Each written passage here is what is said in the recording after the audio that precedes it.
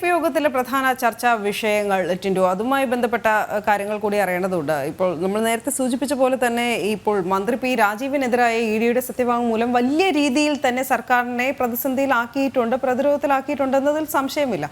പല ഘട്ടത്തിലും കരുവന്നൂർ കേസ് ഈ CPM-നെയും അതോടൊപ്പം തന്നെ സംസ്ഥാന സർക്കാരിനെയും ഒക്കെ പിടിമുറുക്കിയപ്പോഴും ഇതിൽ ഒന്നും അറിയില്ല, ഞങ്ങളൊന്നും അറിഞ്ഞില്ല രാമ എന്നുള്ള ഒരു നിലപാടാണ് പലപ്പോഴും ഈ മാധ്യമങ്ങൾക്ക് മുമ്പിലും ജനങ്ങൾക്ക് മുമ്പിലും വരുമ്പോൾ ഈ നേതാക്കളൊക്കെ പ്രകടിപ്പിച്ചിരുന്നത്. പക്ഷേ പി രാജീവിന്റെ പങ്ക് ED വ്യക്തമാക്കുന്നതോടുകൂടി വലിയ ഒരു പ്രതിസന്ധിയിലേക്ക് കൂപ്പുകുത്തുകയാണ് CPM എന്ന് നിസ്സംശയം പറയാം. ഇത് ഈ LDF മുന്നണിക്കകത്തുള്ള മറ്റ് ഘടകകക്ഷികൾ എപ്രകാരമായും ആയുധമാക്കുക എന്നതുകൂടി അറിയേണ്ടതുണ്ട്.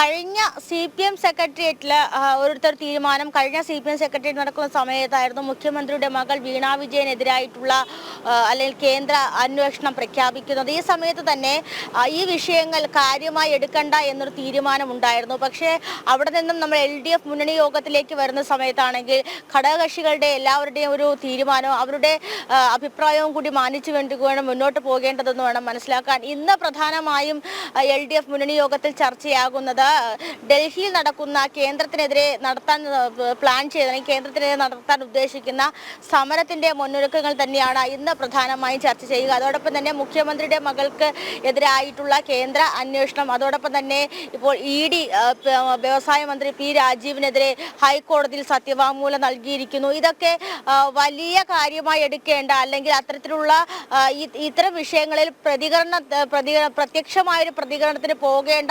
എന്നൊരു തീരുമാനത്തിലേക്കായിരിക്കും ഇന്നത്തെ LDF മുന്നണി യോഗം എത്തുക. അതോടൊപ്പം തന്നെ ലോക്സഭാ തെരഞ്ഞെടുപ്പാണ്. ലോക്സഭാ തെരഞ്ഞെടുപ്പിന് മുന്നോടിയായി മുഖ്യമന്ത്രിയുടെ മകൾക്കെതിരെ അല്ലെങ്കിൽ മുഖ്യമന്ത്രിയുടെ കുടുംബത്തിനെതിരെ അതോടൊപ്പം തന്നെ മറ്റു മന്ത്രിമാർക്കെതിരെ വരുന്ന ആരോപണങ്ങൾ ഒരു ഈ കേന്ദ്രത്തിനെതിരെ അല്ലെങ്കിൽ കേന്ദ്രം സംസ്ഥാന ഭരണത്തെ തച്ചുടയ്ക്കാൻ ശ്രമിക്കുന്നു എന്നൊരു രീതിയിലേക്ക് മാറ്റിയെടുക്കുക അല്ലെങ്കിൽ അത്തരത്തിലൊരു വ്യാജമായിട്ടുള്ള ഒരു പ്രചരണത്തിലേക്ക് പോവുക എന്നൊരു തീരുമാനമായിരിക്കും ഇന്നത്തെ LDF യോഗം ചർച്ച ചെയ്യുക. ഞാൻ നേരത്തെ സൂചിപ്പിച്ചതുപോലെ തന്നെ ഡൽഹിയിൽ കേന്ദ്രത്തിനെതിരെ അല്ലെങ്കിൽ കേന്ദ്രത്തിനെതിരെ കേന്ദ്രത്തിനെതിരെ സമരം നടത്താൻ LDF തീരുമാനിക്കുന്നുണ്ട്. അതിനായി MLA-മാരെയും മന്ത്രിമാരെയും അതോടൊപ്പം തന്നെ MP-മാരെയും പങ്കെടുപ്പിക്കേണ്ടതായിട്ടുണ്ട്. അതോടൊപ്പം തന്നെ കഴിഞ്ഞ ദിവസങ്ങളിലൊക്കെ ചർച്ചയായ കാര്യമാണ് ഇന്ത്യ മുന്നണിയോടൊപ്പം ഈ പ്രതിപക്ഷവും ഭരണപക്ഷവും ചേർന്നുകൊണ്ട് നിൽക്കുന്ന കാര്യങ്ങൾ. അതൊക്കെ കഴിഞ്ഞ ദിവസം തന്നെ തൊട്ട് മുന്നത്തെ ദിവസം തന്നെ ചർച്ചയായതാണ്.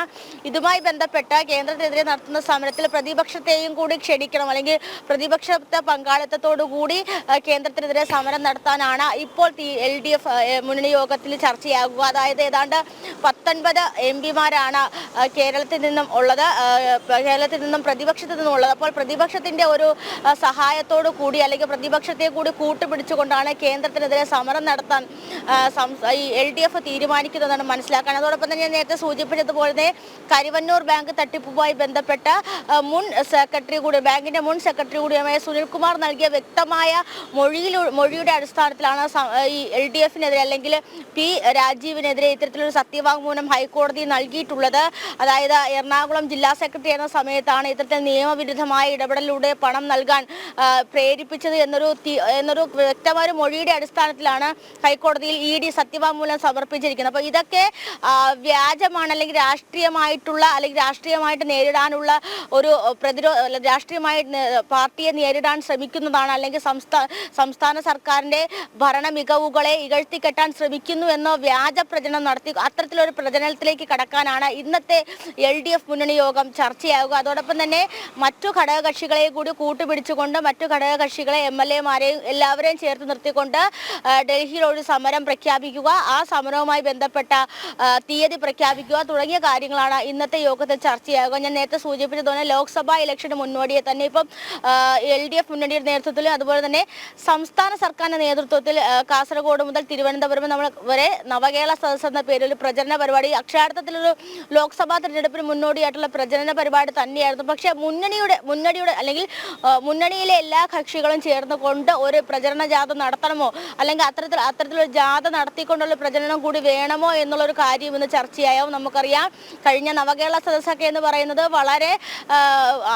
വളരെ ആക്ഷേപം ഉയർത്തിയ ഒരു പരിപാടി തന്നെയായിരുന്നു. പല ജില്ലകളിലും രാഷ്ട്രീയ കോലാഹലങ്ങളൊക്കെ ഉണ്ടാക്കിയ സംഭവമൊക്കെ നമ്മൾ കണ്ടിരുന്നതാണ്. പക്ഷേ അതിൽ നിന്നൊക്കെ വ്യത്യസ്തമായി മുന്നണിയുടെ ഭാഗമായിട്ട് ഒരു പ്രചരണ ജാഥ കൂടി വേണമോ തുടങ്ങിയ കാര്യങ്ങളും ഇന്നത്തെ മുന്നണി യോഗം ചർച്ച ചെയ്യും. ഇന്ന് 10:30 AKG സെന്ററിൽ യോഗം ചേരുക. LDF കൺവീനർ EP ജയരാജനായിരിക്കും യോഗത്തിന് അധ്യക്ഷത വഹിക്കുക. അതിനുശേഷം അദ്ദേഹം മാധ്യമങ്ങളെ കാണുന്നതായിരിക്കും. ഞാൻ ഈ പറഞ്ഞ കാര്യങ്ങളൊക്കെ തീയതി ഉൾപ്പെടെ നിശ്ചയിച്ചതിന് ശേഷം മാധ്യമങ്ങളോട് പ്രതികരിക്കുമെന്ന് നമ്മൾ കരുതുന്നുണ്ട്. അനു.